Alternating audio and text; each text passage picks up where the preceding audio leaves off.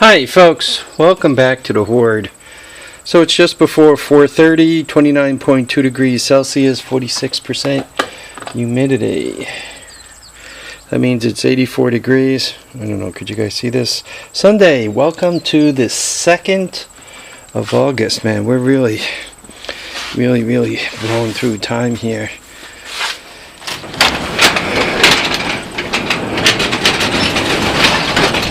So, today, I don't know, do we want to call it day one of the garage gig? The wall, fixing the wall in the garage? I don't know, I guess we could call it that. Yesterday, I mean, most people don't have to spend a day and a half unloading a garage before they can fix a wall. Just here at the Horde, we have to do that.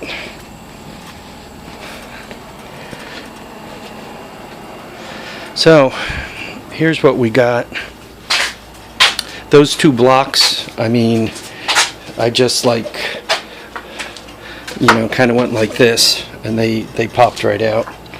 And you guys could see, and I didn't pull on this one. I mean, that's the next one. You can see how easy it'll come out. I mean, all of them, right? See how much it moves.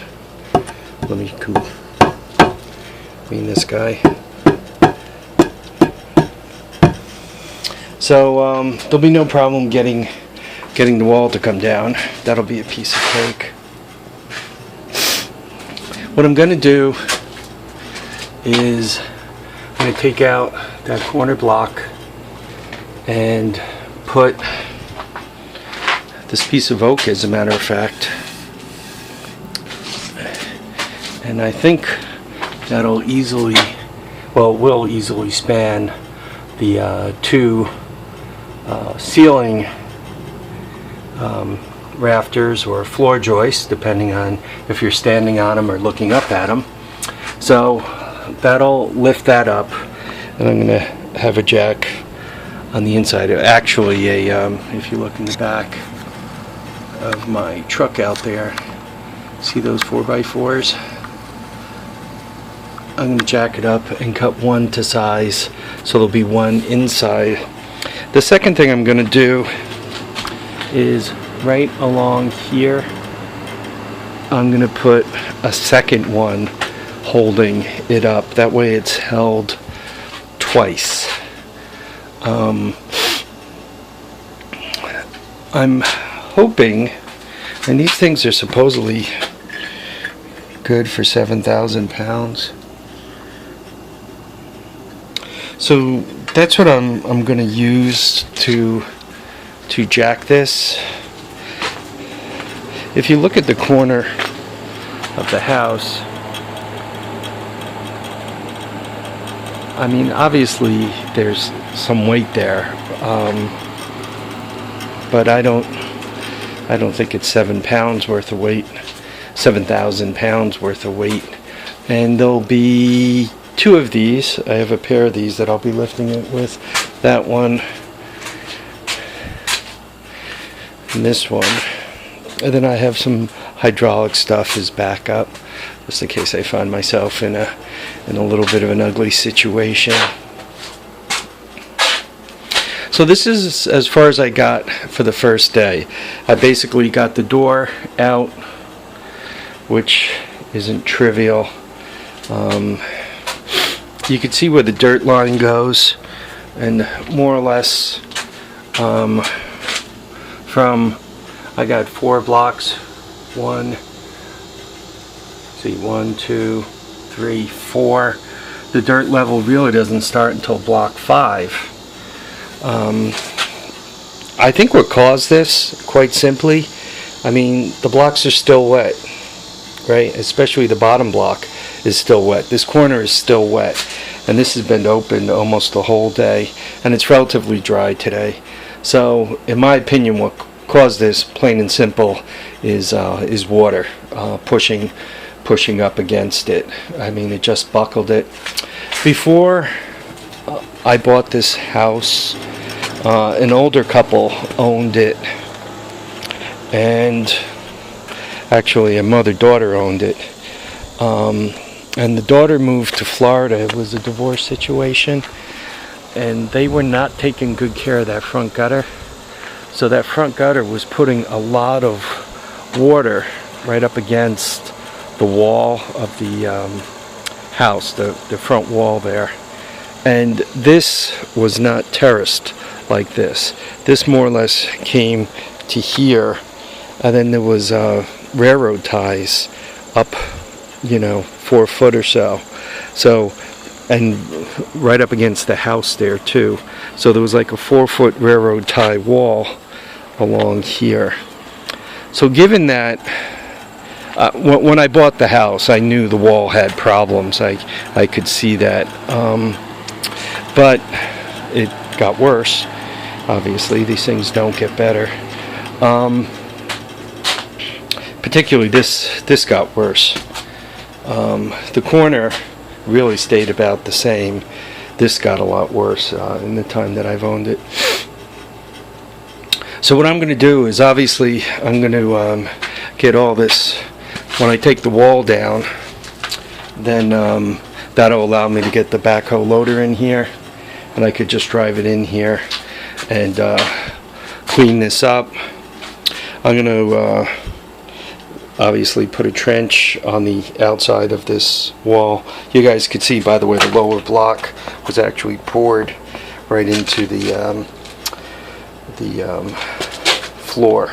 When they did the floor pour, they came about halfway up on the lower block. What I'm going to do on the outside of the lower block is put gravel drainage pipe, so that I'm sure the water will go. Then as I put the blocks up, I'm going to tar them, make sure the tar is nice and continuous, and I'm going to put gravel behind them, and fabric, and tar, gravel, fabric, so that any water that does come up against this wall will just drain down it into the pipe and out, hopefully into my little French drain here. That's the plan. There is even water back here beyond where I plan on taking this wall down, but I'm hoping that I could dig back here and gravel it up and dry it, clean it up, gravel it up. If I can't get the wall clean, right, because you need it clean for the block seal, the foundation coating. No use painting on a dirty block, right? It's just going to fall off. It won't stick. It won't seal. If that's the case, what I'll do is I'll dig and have plastic up against the wall, and then I'll gravel it up. So once again, any water will come up against the gravel, hit the plastic, follow its way straight down and out, right along the French drain and out. So that's, I guess we're going to call it the progress, the plan, and we'll be probably working on this for a few days. Given that I'm going further back than I had planned, it's probably about 100 block that have to come down. My plan is to kind of recycle these, but they do, I don't know.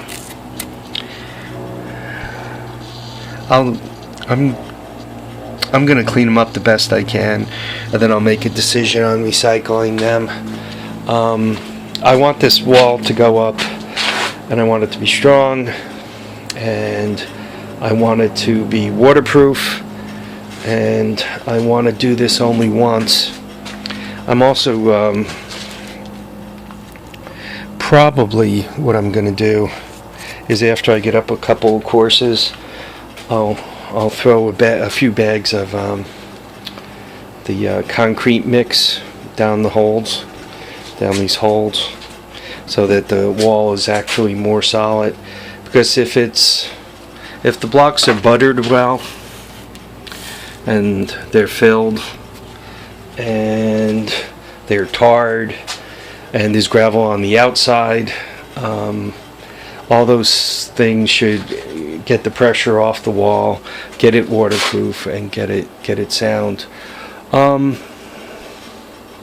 Normally, this is probably on the small side a $5,000 job. On the bigger side, probably closer to a $10,000 job. A mason and a helper, would probably be in here for at least a week, right? And for any of you guys who have a business, especially if you're legal, you're not running a John Smith masonry service, but how much it costs, right? No matter what, if you're self-employed, it's costing you, I don't know, $1,000, $1,500 a month for medical for you and your family. And just to come up with those numbers, you start doing the math, right? To walk away with $1,500. Even on a job like this, that's just pure labor. You got to do more than $2,000, right? Because you got to pay Social Security both halves, which is 16%. You got to drive your truck here. You got to pay a laborer. So, just your week's worth of insurance for the wife and kids is your first $500, right? If you got payments on your truck with collision and all that, you got another 100 and change. And you got to put gas in the truck. Let's call your truck another couple of $100. What do you pay your help? Typically, you pay your help about $100 a day. That's $500, right? So before you even touch this job, before you're even doing it, you probably have to do over $2,000 just to get yourself toward a break-even state. And if you're going to go out and work, right, you should try to make some money. Because God knows you don't get to work all the time. Anyway, I'm told this is at least $5,000, if not $10,000. So we'll see how it all turns out. One of the other problems I run into in my area, this is considered structural. So for this repair, I really should get a building permit. I'm not going to, because that'll create all kinds of other troubles for me, like getting the building inspector down the driveway. So I'm going to do the repair myself, and you're allowed to work on your own house, but if I had a contractor in, I would definitely end up with a building permit. Unless, once again, I got John Smith contracting in here.